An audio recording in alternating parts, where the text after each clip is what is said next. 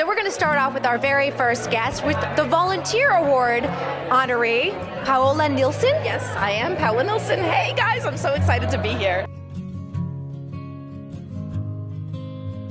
Miss Nielsen, I remember junior year, she brought her up during our IB Italian class and was like, you guys should join, or think about joining, and then we just went to the first meetings, and then I don't know, a snowball effect from there.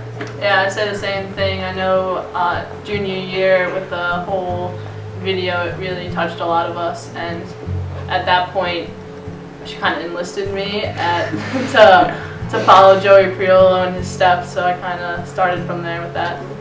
All from Miss Nielsen.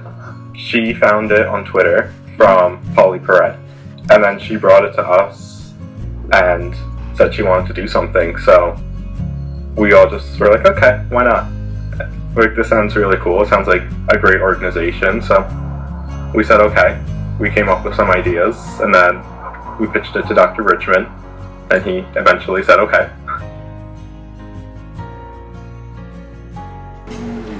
Honestly, I thought after our year it might have died down a little bit. Yeah, I think the first year when we were juniors, I was very surprised how successful it was within those first few months, especially since they started halfway through the school year. And then our year, I wasn't sure because, I don't know. It felt like the momentum kind of died a little bit. Usually it's hard to keep the momentum going with a club like this. We didn't really know who would take our places afterwards. Yeah. That was up in the air. Not really. I thought we were going to do well, raise some money, and it'd be probably just the end of the year, but then we did really well. I didn't expect we were going to get almost $6,000 in 3 months, and then for it to continue the next year and the year after that. Now you guys have raised over $20,000, which is amazing. I think it's fantastic to know that we help as many people as we have, even though it's been 2 wells. I think we've made a really everlasting impact on those 2 communities that we've sent the money to and have been able to make a freshwater well for them.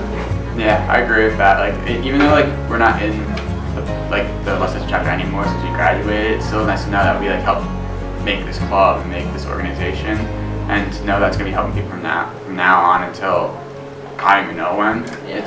It's extremely rewarding. It feels great. I didn't think we were going to make that big of an impact, and then Nil went to Africa, and you see all the pictures of the villages and the people that we're helping. It's really great to see. I became a part of the Thirst Project when I first started Westside High School last year in 2013. I first became involved in the Thirst Project because I had a slight idea of the water crisis, and I knew there was a problem in Africa. My dad, he's a physician himself, and I visited the hospital with him, just he goes there every day.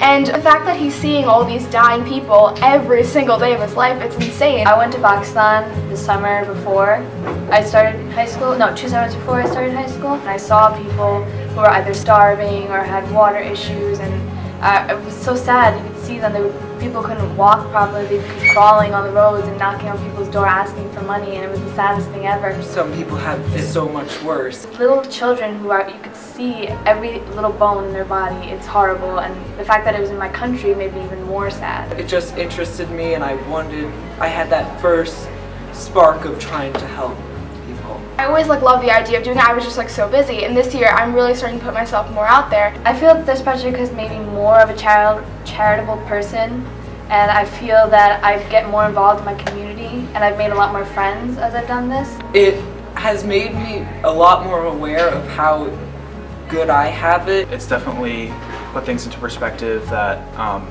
maybe some problems that I struggle with here aren't as severe as other problems that people may be having around the world. I really like the Thirst Project. It's one of my favorite clubs to go to. I really don't like missing meetings for Thirst Project.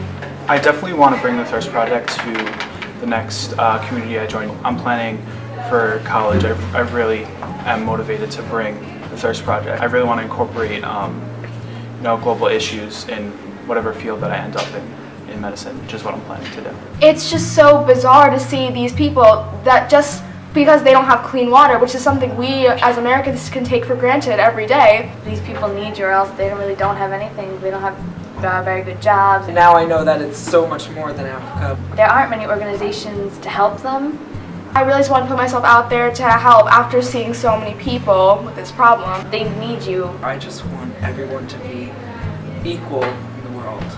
We go around to every recycling bin in the school and we pull out all water bottles that have labels on them that we can use, and once they're recyclable by Stop and Shop, we pour all the water out of it, we put it in our bag, and we keep on going. We do that for all the recyclables, and we also go to the cafeteria, and the custodians collect those for us now. We sort out those recycles, and then when we have the chance to, which is usually about once every 2 weeks, we'll take a big lump sum of all of the bags we've collected over that time, and we go to Stop and Shop and one by one put them in through the recycling and get the money for them. And it's only 5 cents per bottle, but every little bit helps. The first time we got about $30, the second time we got about $15, and that's another $45 right there donated to Thirst Project. It gives you a very different perspective on the world and how people live and the abilities you have to help someone, and something that seems so normal to you and so common, like water. It doesn't seem like this life-altering thing, and when you see how you can help someone so simply, it really makes you think differently about what you take for granted and how you live on a daily basis. For anyone that wants to participate, tell them how simple and easy it is, because water is a basic human right that a lot of people around the world do not have. It's the easiest thing to do to get involved. Really, I mean, simply, if you wanted to make a one-time donation, you could certainly go to the website and do that. But to get your community together or a church group together, or I have students in West Islip High School who are totally committed and involved. I brought it to one of my classes and I just said, hey, I'm a teacher, here's what we ought to be doing. And they ran with it. I mean, I couldn't stop them from running with it. And it was something that actually snowballed. Once I told a couple of people really what the awareness needed to be in terms of the water crisis and how devastatingly simple it is to fix, they couldn't be stopped. My students just couldn't be stopped.